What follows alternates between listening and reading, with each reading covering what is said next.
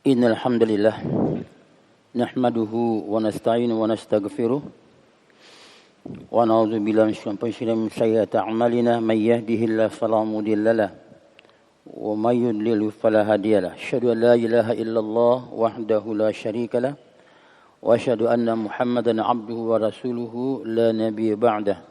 A'udzu billahi minasy syaithanir rajim. Ya ayyuhalladzina amanu taqullaha haqqa tuqatih wa la tamutunna illa wa antum muslimun.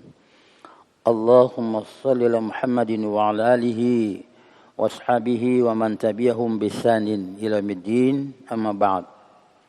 Hadirin sidang Jumat rahimakumullah. Marilah kita senantiasa berupaya sekuat tenaga kita untuk meningkatkan kualitas iman dan takwa kita kepada Allah Subhanahu wa taala, agar kita termasuk hamba-hamba Allah yang mulia di dalam pandangan Allah Subhanahu wa taala. Allah Subhanahu wa taala menjelaskan di dalam Al-Qur'an tentang kewajiban kita bersalawat kepada Rasulullah sallallahu alaihi wasallam. A'udzubillahi minasyaitonir rajim. Innallaha wa malaikatahu yusholluna 'alan nabi. Wahai orang-orang, sesungguhnya Allah dan para malaikatnya bersalawat atas Nabi Muhammad sallallahu alaihi wasallam. Ya allazina amanu sallu alaihi wa sallimu taslima. Orang-orang beriman, bacalah salawat atasnya, atas Nabi Muhammad, ucapkan selamat dan sejahtera kepadanya. Ketelah dalam tafsir Al-Qurtubi menjelaskan Allah bersalawat kepada Rasulullah itu dalam rangka rahmat, memberi rahmat dan redhonya. Sedangkan malaikat berselawat pada Nabi dalam rangka doa dan penghormatan. Demikian pula kita umatnya, allazina amanu sallallahu muslima, disuruh berselawat kepada Nabi dalam rangka doa dan pengagungan serta jasa beliau terhadap kita umatnya. Para sahabat bertanya kepada Rasulullah, "Kaifa nusalli 'alaika ya Rasulullah?"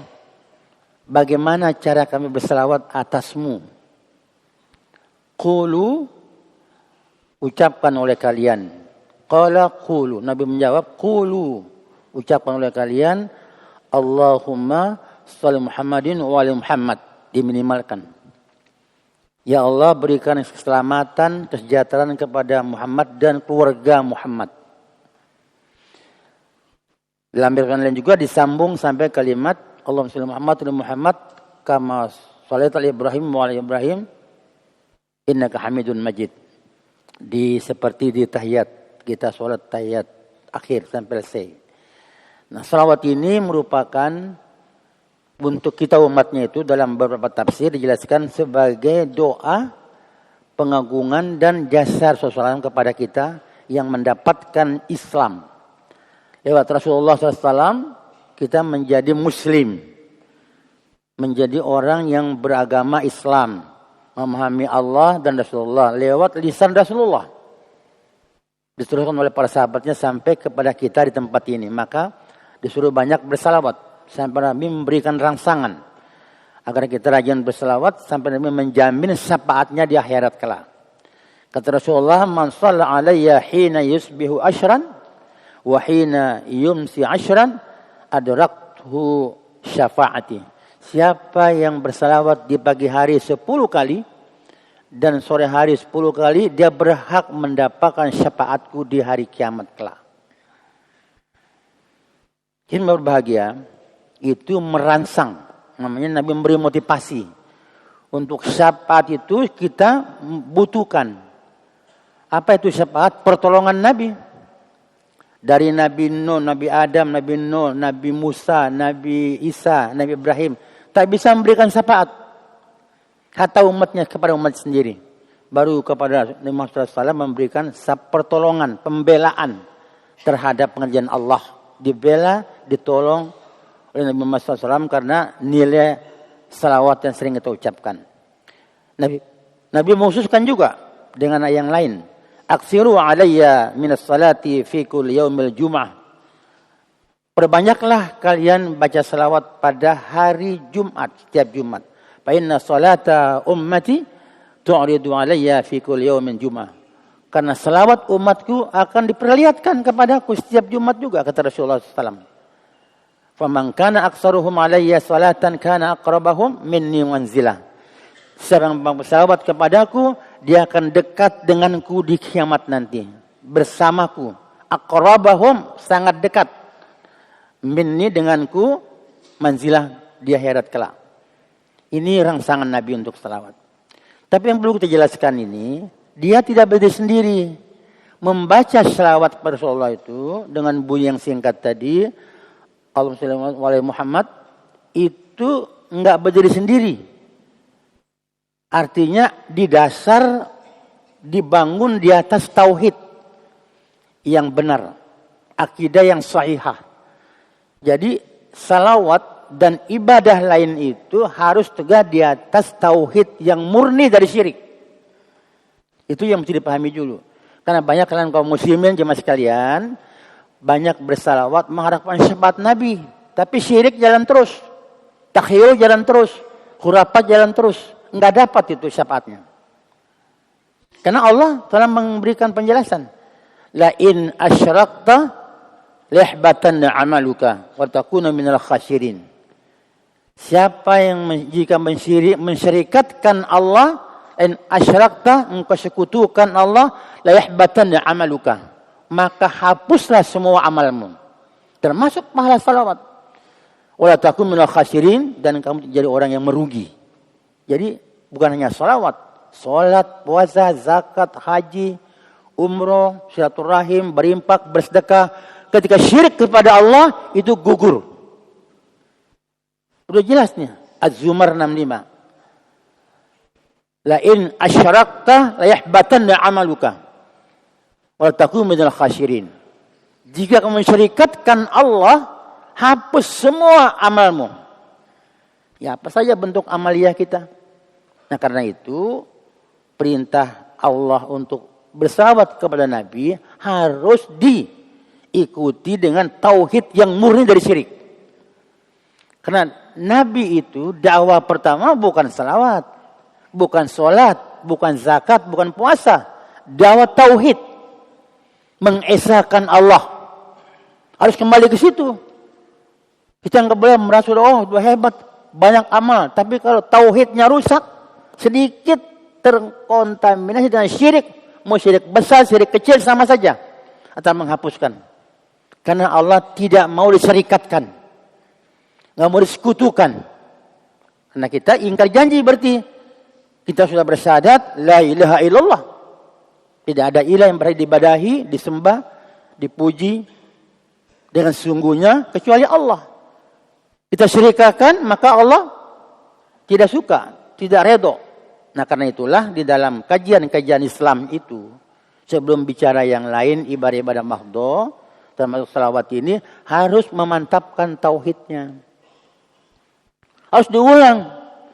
Karena Nabi itu menekankan itu, jadidu imanakum bi kalimatin la ilaha illallah. Tajdid akidahmu, imanmu dengan kalimat tauhid. Tauhid kalau mantap bergantung kepada Allah. Tidak takut miskin. Tak takut menderita. Tak takut intimidasi untuk menegakkan kebenaran. Karena tauhid. Itu intinya. Problem umat Islam sekarang ketakutan. Penakut bicara kebenaran. Kenapa? Lemah tauhidnya. Para sahabat itu pasang dada untuk Islam. Karena tauhidnya hanya Allah. Allah. La ilaha illallah. Tidak ada yang menyelamatkan, melindungi, menyembuhkan, berikan rezeki kecuali Allah. Yakin secara hakul yakin. Nah, baru dapat syafaat. Jadi kalau kita baca hadis ini, siapa yang banyak berselawat pagi hari 10 kali, sore 10 kali, adrakatuhu syafaati, berhak mendapatkan syafaatku nanti, kata Rasulullah. Karena itu banyak berselawat perintah Rasulullah di pagi hari, di sore hari, tapi jangan kotori tauhid dengan syirik kepada Allah Subhanahu wa ta'ala. Intinya di situ. Karena Islam itu pertama dakwah tauhid. Itu intinya. Masuk surga bukan karena yang lain. Karena kalimat tauhid. Man mata, kata Rasulullah, man mata wa huwa ya'lamu annahu la ilaha illallah dakhala jannah. Siapa yang mati dan mengamalkan tauhidnya, masuk surga dijamin. Dakhala jannah. Man mata wa huwa ya'lamu annahu la ilaha illallah dakhala jannah.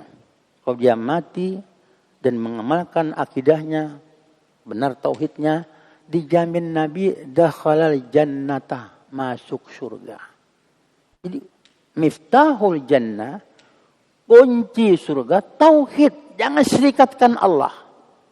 Baru ditambah yang lain dengan amal soleh, banyak-banyak bersalawat kepada Nabi. Daripada kita banyak nyanyi keruan, ya bersalawatlah, gendong cucu selawat, ya kan? Istri lagi masak selawat, kan pagi sore, masak pagi selawat, sore selawat. Memang itu anjuran Rasulullah. Allah aja bersalawat, malaikat bersalawat. Nah kita pun bersalawat. Tapi sekali lagi dasarnya di atas tauhid yang tidak terkontaminasi dengan syirik kepada Allah Subhanahu wa taala. Semoga khutbah singkat ini bisa kita pahami dan kita amalkan dalam hidup kita sehari-hari. Barakallahu li wa lakum fil Qur'anil azim wa nafiyaitum bi innallaha ghafurur rahim.